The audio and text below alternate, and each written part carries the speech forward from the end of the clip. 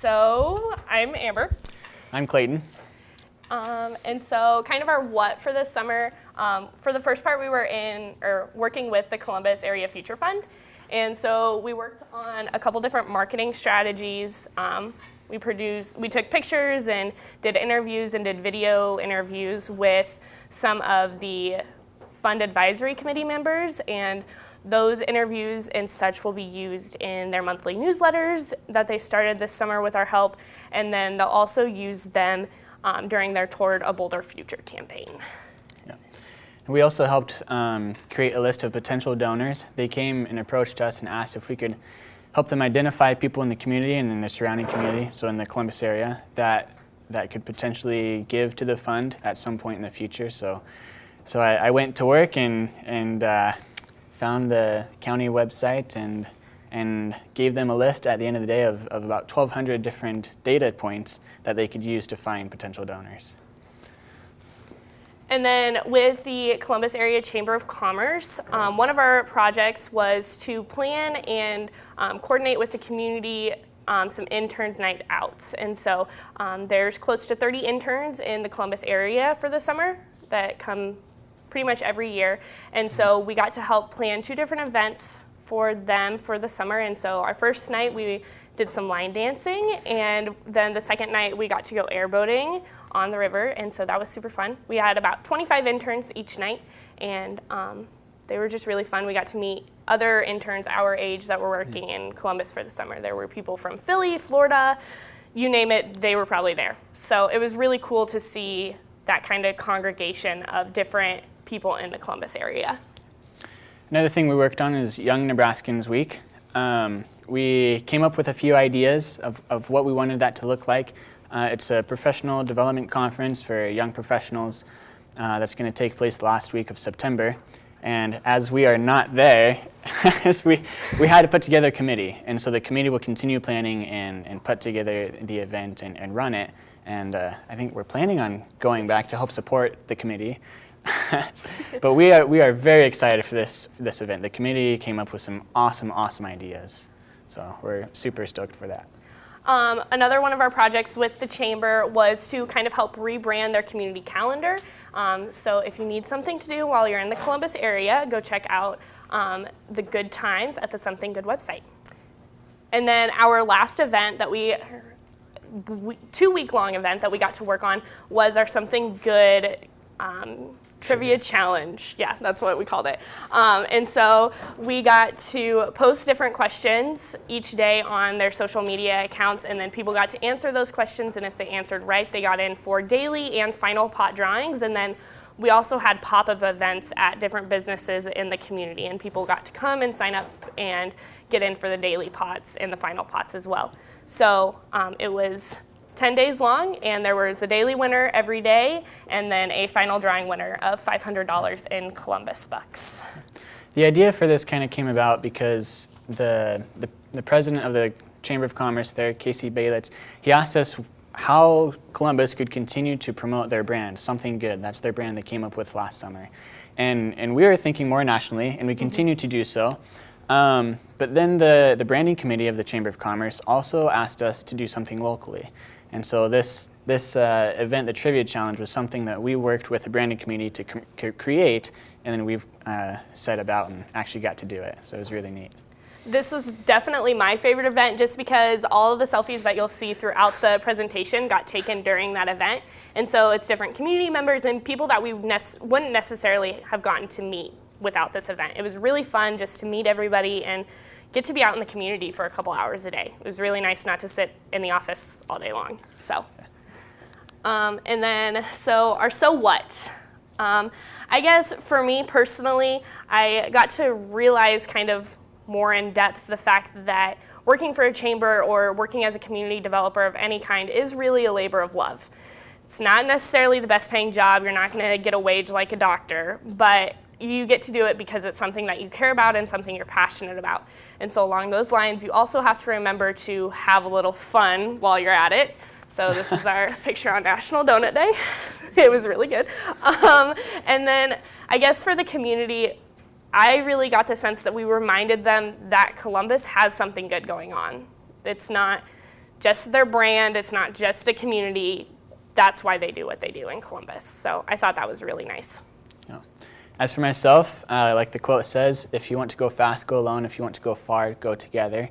It's very apparent that Columbus is going far. They already have and they still will, because they are traveling together. They have the whole community in, collaborating together on several different projects, and it's just so neat to see that happening in a rural area. And so off of that, kind of my legacy is that as a leader, you have to collaborate. Above all, collaborate, because that's what Columbus does, and like Clayton said, they're going pretty far. So I'm gonna steal that from them and go far. And then our goal from the summer is to leave it better than we found it. And so we went to Columbus, saw how awesome it was, and hopefully left it better than how we came to it. Because they certainly left us better than they found us. So good. It was so good. Something else I just kind of said offhand towards the end of our serviceship was I want them to remember forever the summer they had RFI interns. I hope they get a chance to have more RFI interns. And I hope more people have the opportunity to go to Columbus as an RFI intern, because it was such a fantastic opportunity for both Amber and I. So, that's what we got. Any questions? Great job.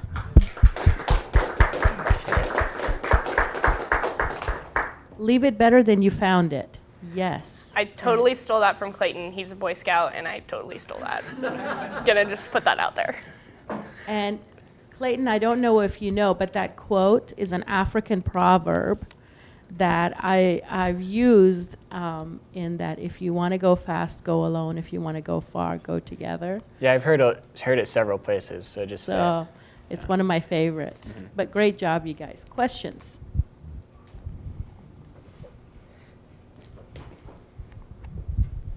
All right, Clayton, I had to grab I want them to remember forever the summer they had RFI interns. Yeah, so that's actually from Remember the Titans. There's a moment when so I watch that movie probably twice a year at least. Like,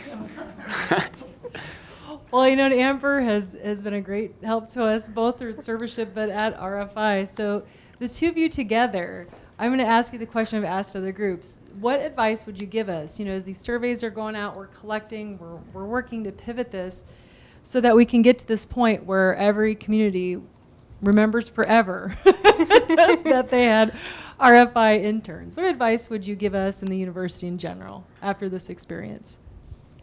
I think I got really fortunate this summer with an awesome partner. So I don't know whatever the group did to get that set up last summer, but that's definitely something to continue or improve upon even, because it really did work. I think I'm getting a lot of head nods from the other interns. Everybody liked the group that they were in, and so I think that's a huge portion of it, because if we're getting along, then that reflects and shows that the lead mentors that we're serious and that we're pretty capable to do what we came here to do.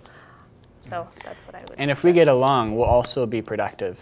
We never ran into the danger of being unproductive because one of us had strengths where the other one didn't, and vice versa. And we really pushed each other, but it was always in a good spirit, and yeah. So I think however you guys created the partnerships, it was very well done. Thank you.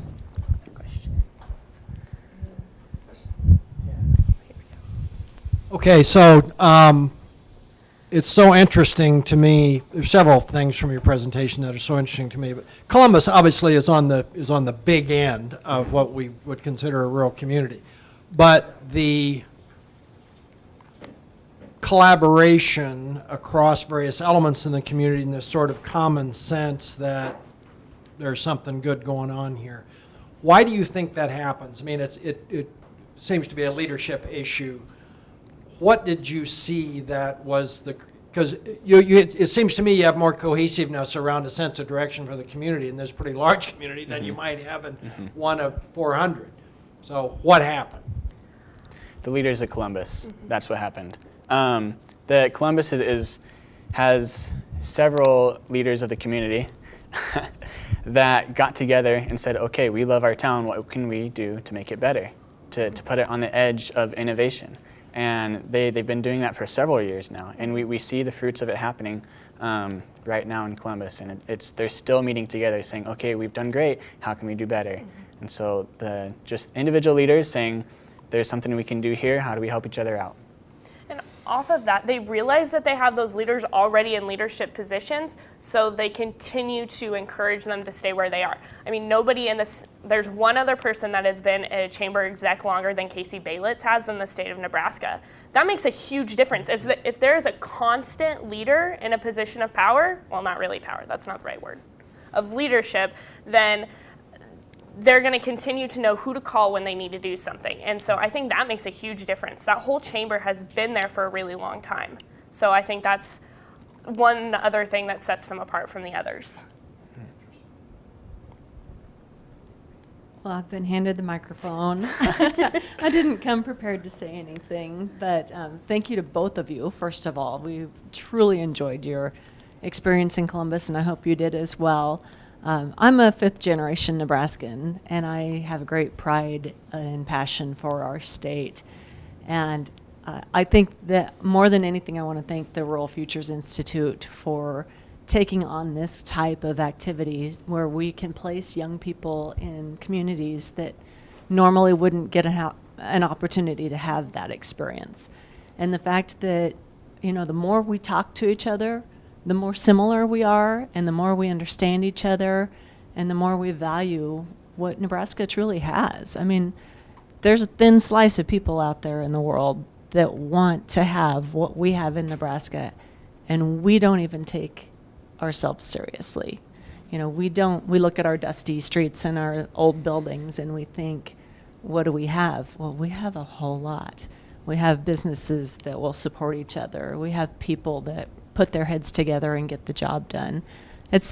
We're a tremendous state, and we need to give ourselves more credit for that. And I think that RFI has definitely taken the lead on that, and I appreciate it very much.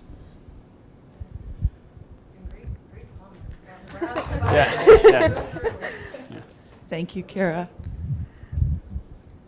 Great job. Thank you again, and thank you, Kara, for being here and supporting the Serviceship students and throughout the entire summer. Appreciate it.